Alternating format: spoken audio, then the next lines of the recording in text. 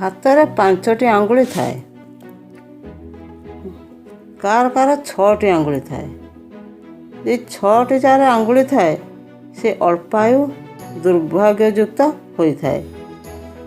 4ଟି ଆଙ୍ଗୁଳି, 1, 2, 3, 4ଟା, ଏଇ 4ଟି ଆଙ୍ଗୁଳି 4ଟା ରାଶିର ସ୍ୱାମୀ, 4ଟା ଆଙ୍ଗୁଳି 12ଟା ରାଶିର ସ୍ୱାମୀ ଅଟନ୍ତି। ଏହା ବିଷୟରେ ମୁଁ ପରେ ଆଲୋଚନା କରିବି।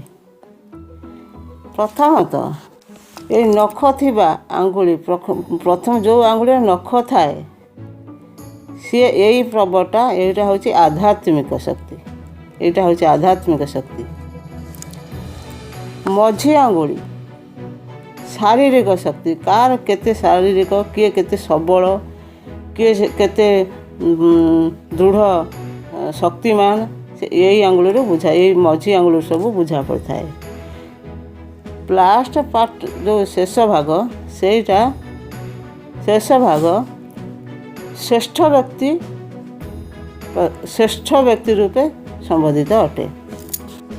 ଅନାମିକା ଆଙ୍ଗୁଳି, ଏଇ ଆଙ୍ଗୁଳି ସୂର୍ଯ୍ୟ ଆଙ୍ଗୁଳି, ଏଇ ସୂର୍ଯ୍ୟ ଆଙ୍ଗୁଳି ଯଦି ଏଇ ମଝି ଆଙ୍ଗୁଳି ଆଡ଼କୁ ବାଙ୍କିଥାଏ, ଏମିତି ବାଙ୍କିଥାଏ,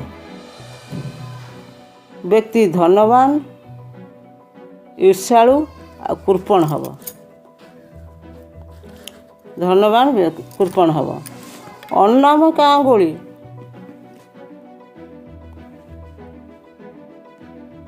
ଏଇ ଆଙ୍ଗୁଳି ସୂର୍ଯ୍ୟ ଆଙ୍ଗୁଳି, ଅନାମିକା ଆଙ୍ଗୁଳି ଯଦି ଏଇ ଆଙ୍ଗୁଳି ଠାରୁ ବଡ଼ ହୁଏ, ଏଇ ତର୍ଜନୀ ଆଙ୍ଗୁଳି ଠାରୁ ଯଦି ଏଇ ଆଙ୍ଗୁଳିଟା ବଡ଼ ହୁଏ, ଏଇ ଆଙ୍ଗୁଳିଟା ଏମିତି ବଡ଼ ହୁଏ, ତେବେ ବ୍ୟକ୍ତି ପ୍ରସିଦ୍ଧ, ଜନପ୍ରିୟ ହୋଇଥିବ, ସାହସୀ,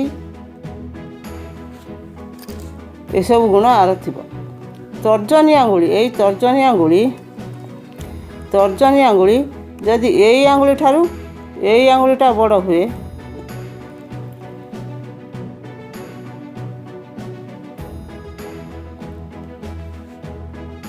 ବ୍ୟକ୍ତି ତର୍ଜନୀ ଆଙ୍ଗୁଳି ବ୍ୟକ୍ତି ବହୁତ ନେପୋଲିଅନ ସଦୃଶ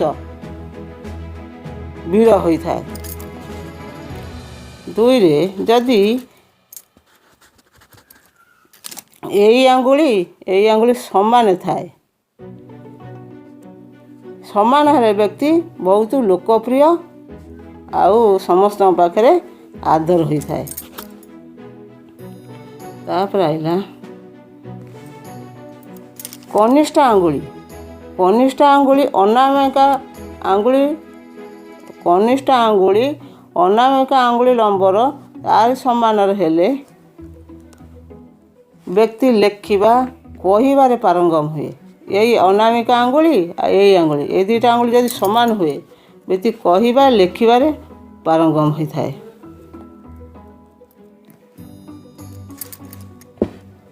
ମଧ୍ୟମା ଆଙ୍ଗୁଳି, ଏଇ ଆଙ୍ଗୁଳି ଯଦି ସମାନ ହୁଏ, ଏଇ 2ଟା ଆଙ୍ଗୁଳି ଯଦି ସମାନ ହୁଏ, ବ୍ୟକ୍ତି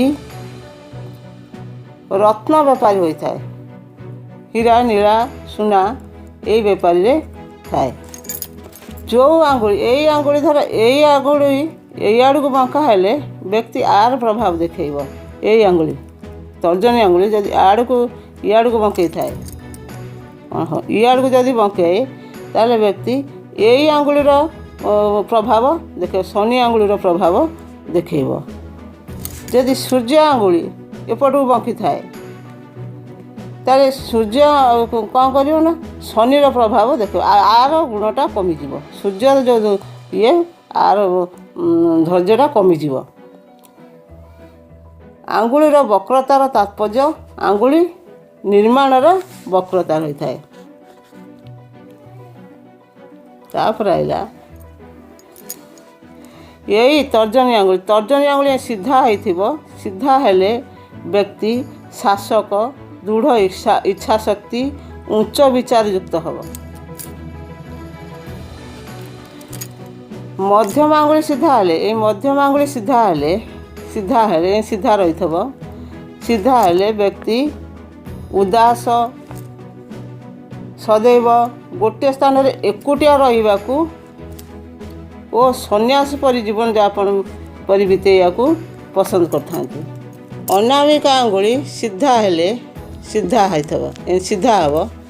ସିଧା ହେଲେ ବ୍ୟକ୍ତି ପରିଶ୍ରମୀ, ଯୋଗ୍ୟ, ବ୍ୟବସାୟୀ ହେବ। ପରିଶ୍ରମୀ ଏଇ ଆଙ୍ଗୁଳି ଯଦି ସିଧା ଭାବରେ ଥାଏ ତାହେଲେ ପରିଶ୍ରମୀ, ଯୋଗ୍ୟ, ବ୍ୟବସାୟୀ ହେଇଥିବ। ବ୍ୟବସାୟୀ ଏମାନେ ବେଶୀ ହୁଅନ୍ତି।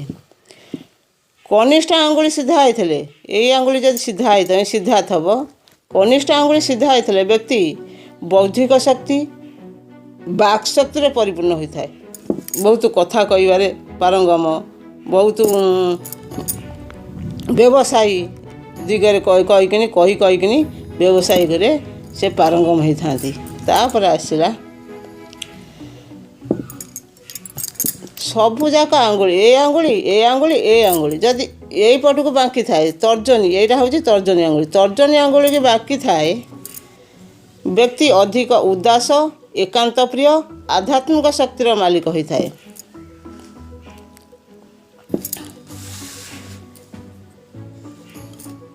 ଏଇ ତର୍ଜନୀ ଆଙ୍ଗୁଳି ଏଇ ଆଙ୍ଗୁଳି ଇଆଡ଼କୁ ଯଦି ମଧ୍ୟମା ଆଙ୍ଗୁଳି, ଶନି ଆଙ୍ଗୁଳି ଆଡ଼କୁ ବାଙ୍କି ଥାଏ ବ୍ୟକ୍ତି ସମସ୍ତ ଆଙ୍ଗୁଳିର ବକ୍ରତା ତର୍ଜନୀ ଆଡ଼କୁ ବକ୍ରତା ହେବାରେ ବିପରୀତ ଫଳ ଦେଇଥାଏ। ୟାର ଯେଉଁ ଫଳଟା ଦେବା କଥା ତା'ର ବିପରୀତ ଫଳ ଦେଇଥାଏ। ମଧ୍ୟମା ଆଙ୍ଗୁଳି ଅନାମିକା ଆଙ୍ଗୁଳି ଆଡ଼କୁ ବକ୍ର ହୋଇଥିଲେ, ମଧ୍ୟମା ଏଇ ଆଙ୍ଗୁଳି ଯଦି ଏପଟକୁ ଆଡ଼କୁ ବାଙ୍କି ଥାଏ, ମଧ୍ୟମା ଅନାମିକା ଆଙ୍ଗୁଳି ବକ୍ର ହୋଇଥିଲେ ବ୍ୟକ୍ତି କ୍ଷଣକେ ପ୍ରସନ୍ନ, କ୍ଷଣକେ ଉଦାସ, ଏହାର ସ୍ୱଭାବ ଅଦ୍ଭୁତ ହୋଇଥାଏ। ଆଡ଼କୁ ଯଦି ବାଙ୍କି ଥବ, କ୍ଷଣକେ ପ୍ରସନ୍ନ ହେବ, କ୍ଷଣକେ ଉଦାସ ହେବ, ଆଉ ବ୍ୟକ୍ତି ଗୋଟେ ପ୍ରକାର ହୋଇଥାଏ। ଅନାମିକା ଆଙ୍ଗୁଳି ମଧ୍ୟମା ଆଡ଼କୁ ବାଙ୍କି ଥିଲେ, ଏଇ ଅନାମିକା ଆଙ୍ଗୁଳି ଯଦି ମଧ୍ୟମା ଇଆଡ଼କୁ ବାଙ୍କି ଥାଏ ତାହେଲେ ଅନାମିକା ଆଙ୍ଗୁଳି ମଧ୍ୟମା ବାଙ୍କି ଥିଲେ, ବକ୍ର ହୋଇଥିଲେ ବ୍ୟକ୍ତି ଲୋକପ୍ରିୟତା ଇଚ୍ଛା କରିଥାଏ। ଏଇଗୁଡ଼ାକୁ ଲୋକପ୍ରିୟତା ଇଚ୍ଛା କରିଥାଏ। ତାପରେ ଆସିଲା ଅନାମିକା ଆଙ୍ଗୁଳି, ଏଇ ଆଙ୍ଗୁଳି ଯଦି କନିଷ୍ଠ ଆଡ଼କୁ ବାଙ୍କି ଥାଏ, କନିଷ୍ଠ ଆଙ୍ଗୁଳି ଆଡ଼କୁ ବାଙ୍କି ଥାଏ, ବକ୍ର ହୋଇଥିଲେ